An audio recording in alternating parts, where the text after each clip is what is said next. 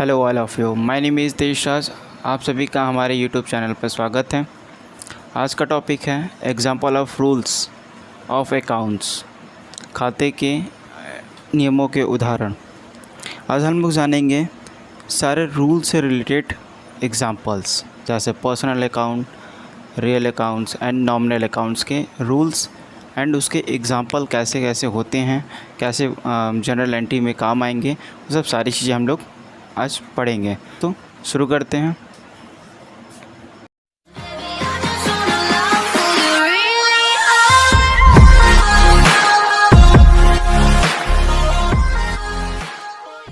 Example of rules of accounts, खातों के नियमों के उदाहरण। चलिए, जैसा कि मैंने पहले वीडियो में बता चुका हुआ है, सारे नियम मैंने बता चुके हुए हैं। ठीक है, आज हम लोग थोड़ा सा रिपीट कर लेंगे और सारी चीज़ आपको क्लियर भी हो जाएंगी। और यहाँ पे एग्जांपल्स भी हम बताते जाएंगे, एक एक पॉइंट्स का, मतलब हर एक रूल्स के एग्जांपल्स हमने दो या चार करके लिए हुए हैं, उससे आपको क्लियर हो जाएगा, नो डाउट। चलिए शुरू करते हैं। फर्स्ट है जो हमारा पर्सनल अकाउंट, व्यक्तिगत खाता। रूल्स होता है इसका, पाने वाले को डेबिट करो तथा देने वाले को क्रेडिट करो। Receiver DR to giver CR। ठीक है, पाने वाला जो भी व्यक्ति प्राप्त करेगा वो डेबिट कहलाएगा। जो व्यक्ति हमें मतलब देता है, कोई भी पैसा पेमेंट करता है, वो हमारा क्रेडिटर कहलाता है। फर्स्ट एग्जांपल देखिए, यहाँ पे आपको खुद ही समझ में आ जाएगा। एक चीज़ आप यहाँ पे याद रखिएगा, पर्सनल अकाउंट जितने भी व्यक्तिगत खाता, जो भी ट्रांजैक्शन हम लोग करते हैं वो हमेशा कैश में किया जाता है। ठीक है, यहाँ पे हमेशा पेमेंट लेंगे या तो पेमेंट देंगे। हमेशा पेमेंट, जाहिर सी बात है, किसी को हम पेमेंट देंगे तो वो कैश में देंगे। ठीक है, और लेंगे तो कैश में ही लेंगे। ठीक है, या तो चेक भी एक तरीके से कैश ही होता है। आप जैसे भी लोगे वो पेमेंट आपका कैश ही कहलाता है। अब अगर चेक भी लेते हो तो जाहिर सी बात है, चेक भी लोगे तो एक अकाउंट में आपने डिपॉजिट करवाएंगे तो वो आपका अमाउंट कैश में ही कन्वर्ट हो जाता है। तो इसीलिए बेटर तरीका आप कैश में ही समझो। फर्स्ट जो एग्जांपल है आपका, कैश रिसीव फ्रॉम राजा राम 10,000। राजा राम से रुपए प्राप्त हुए 10,000 रुपये। अब यहाँ पे राजा राम से रुपए प्राप्त हो रहा है हमें, कैश रिसीव फ्रॉम राजा राम। राजा राम क्या कर रहा है, पैसा दे रहा है, मतलब पाने वाले को डेबिट करो, देने वाले को क्रेडिट करो। ठीक है, अब देने वाला कौन है हमारे पास, राजा राम है, हमें दे रहा है वो। ठीक है, राजा राम देने वाला है तो वो 2 हो जाएगा। अब हमें प्राप्त क्या हो रहा है, पाने वाले को डेबिट करो, हमें प्राप्त क्या हो रहा है, कैश। तो एंट्री क्या हो जाएगी, cash account DR to Raja Ram 10,000। Next, cash paid to Pankaj. Cash paid to Pankaj, Pankaj को रुपए दिए 5,000। अब यहाँ पे क्या हो रहा है, पंकज को हम पैसा दे रहे हैं तो प्राप्त कौन करेगा, पंकज। तो पाने वाले को डेबिट करो तथा देने वाले को क्रेडिट करो। ठीक है, किसको दे रहे हैं, पंकज को। अब हम यहाँ के करेंगे क्या, डेबिट हो जाएगा पंकज, क्रेडिट क्या हो जाएगा, हम क्या दे रहे हैं, कैश दे रहे हैं। तो Pankaj account DR to cash. ठीक है, 5,000। ये था आपका पर्सनल अकाउंट। अब आते हैं नेक्स्ट, जो है रियल अकाउंट्स, वास्तविक खाता। रूल्स, जो वस्तु या संपत्ति व्यापार में आए उसे डेबिट करो तथा जो वस्तु या संपत्ति व्यापार से जाए उसे क्रेडिट करो। Comes DR to goes out CR। ठीक है, अब यहाँ पे एक चीज़ ध्यान दीजिएगा, जो रियल अकाउंट्स होता है वो 2 चीज़ पे डिपेंड है।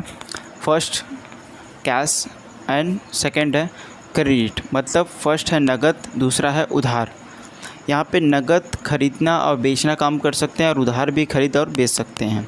ठीक है, लेकिन ऐसा पर्सनल में नहीं था, क्योंकि पर्सनल हमेशा पैसा देते हैं या तो पैसा लेते हैं, वो हमेशा कैश में ही काम होता है। यहाँ पे आपका क्या है, आप उधार में माल को बेच सकते हो, उधार में ख़रीद सकते हो, और कैश में भी बेच सकते हो और कैश में भी खरीद सकते हो। चलिए पहले हम कैश का देखते हैं एग्जांपल्स।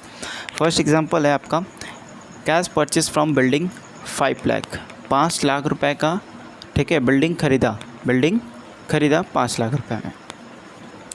रूल्स क्या बोल रहा था, जो वस्तु या संपत्ति व्यापार में आए उसे डेबिट करो। सिंपल सी बात है, हमने क्वेश्चन क्या था, कैश परचेज फ्रॉम बिल्डिंग हम लोग ख़रीद रहे हैं तो बिल्डिंग हमें क्या होगा, प्राप्त होगा।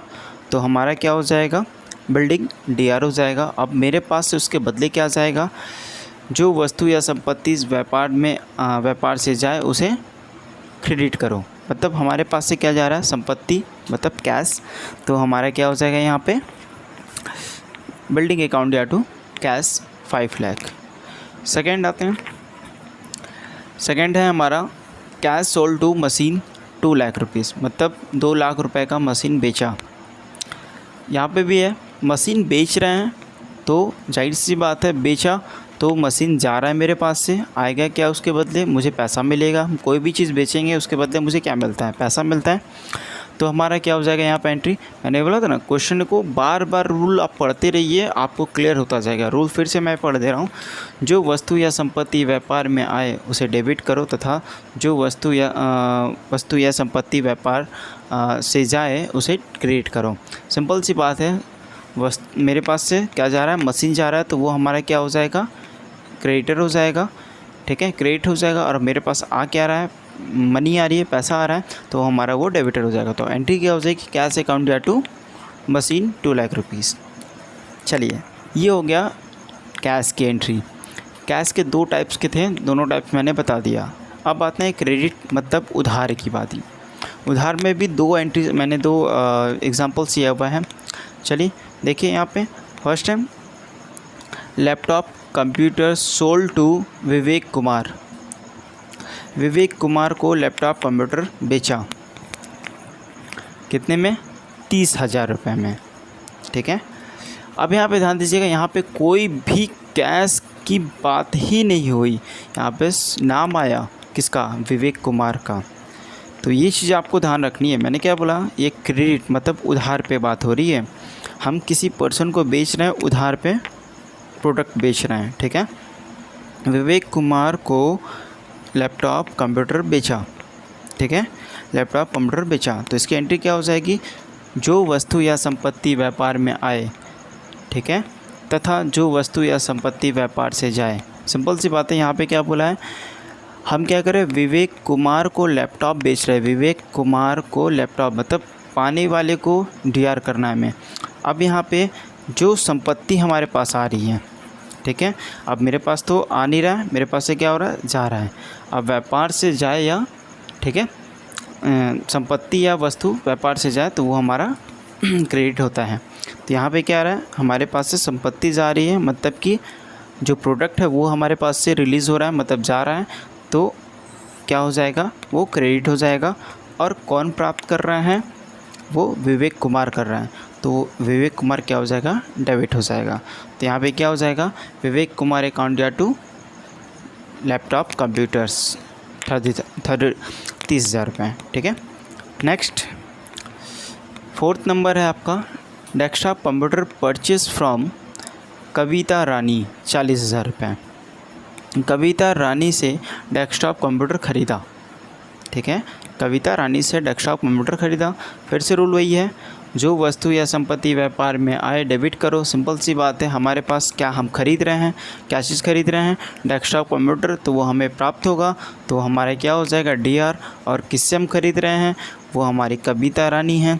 कविता रानी क्या हो जाएंगी, क्रेडिटर हो जाएंगी। ठीक है, तो एंट्री क्या हो जाएगी, desktop computer DR 40,000 to Kavita Rani 40,000, account 40,000।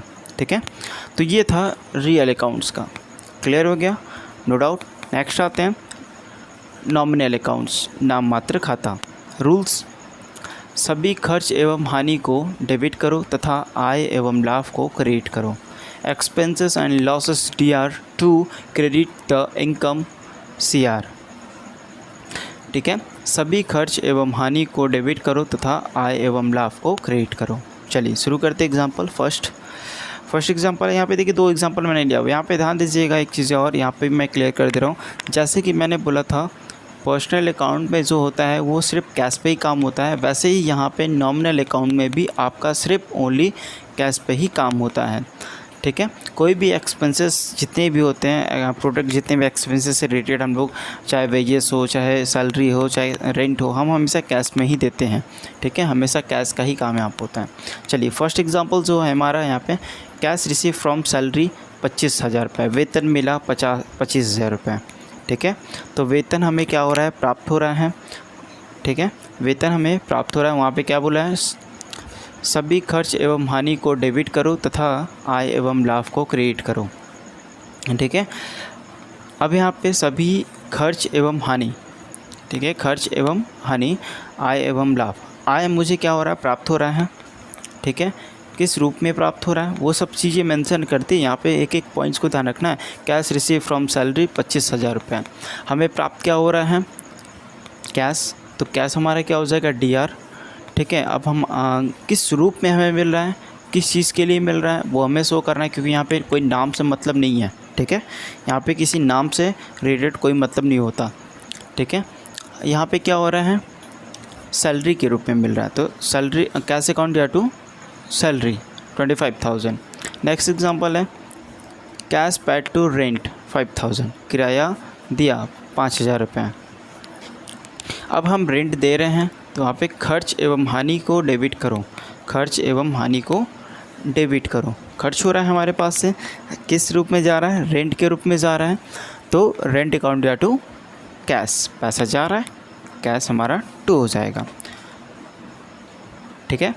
तो ये सब सारे थे आपके एग्जांपल। हर एक मैंने रूल्स के एग्जांपल्स बताया, जैसे personal account, real account, nominal accounts, ठीक है। ये सब सारी हर टाइप्स के मैंने एग्जांपल्स आपको बता दिए। अगर आपको ये वीडियो अच्छा लगे तो लाइक करें, सब्सक्राइब करें, साथ ही साथ अपने दोस्तों को शेयर करें। Thank you. जय हिंद, जय भारत।